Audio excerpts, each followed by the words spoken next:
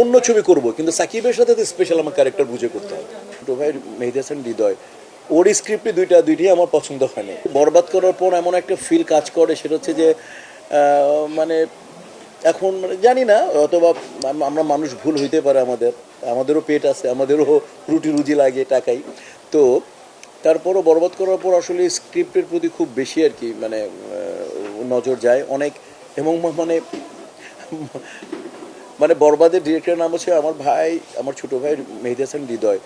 ওর স্ক্রিপ্টে দুইটি আমার পছন্দ হয়নি। ও দুইটা ছবি করতে, একটা রাক্ষস আর একটা যে হয়তো বা ও বুঝতে পারছে এটা মিশা ভাইয়ের জন্য না, বা আমিও বুঝতে পারছি এটা আমার জন্য না, তো এরকম। তারপর আরও ক্যারেক্টার মানে আরও ডিরেক্টর চ্যানেল আই।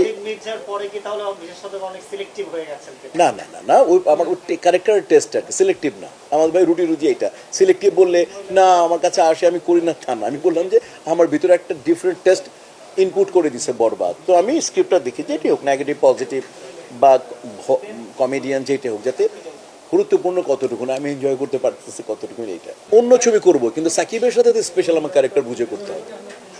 সাকিবের সাথে কারণটা কি হলো কি, মানে ওইটা আমার তো মানে ওই ডেরা বা ওই মানে অরাটা তো আমার পরিচিত। মানে সাকিব কি করবে না করবে, সাকিব যদি আমি কাউন্টার হই, সেটা নেগেটিভ পজিটিভ যে ক্যারেক্টার হই, ওইটা আমার পছন্দ হতে হবে। অন্য আমি যে কোনো নতুন একটা, তুমি নিয়ে আসো এক নতুন ছেলে মিশা ভাই, আমি আমি করে দেবো, নতুন ছেলেকে ব্রেক দিলাম যদি ছেলের কিছু হয়।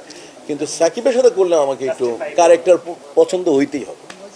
প্রিয় দর্শক, বরাবরই কথা বলে থাকি যে শুধু নিজে ভালো থাকলে চলবে না, আমার আশেপাশে ওরা কেমন আছে মোটামুটি তাদের দিকে তাকাবো, চেষ্টা করবো নিজে ভালো থাকতে, এবং অবশ্যই আমার সাথে মাঝে মাঝে থাকে যারা অপরিচিত তারা থাকে, বাট এখন তোমাদের সোশ্যাল যুগ, তোমরা তো সব বলে দাও মিশা ভাই কেমন। তোমাদের দয়ায় মানে অনেকে বা না উনি কিন্তু খুব ভালো মানুষ, উনি খুব সামাজিক মানুষ, ধার্মিক মানুষ, তোমাদের উছিলা এটা সবাই জানে আমি খুব সিম্পল একটা মানুষ। দেখো আমি মুসলমান জাতিগতভাবে, আর পেশা আমার শিল্পী। দুইটাই প্রেমের দরকার, আল্লাহর প্রতি প্রেম আমার মানে ধর্ম সম্পন্ন করতে কমপ্লিট করে।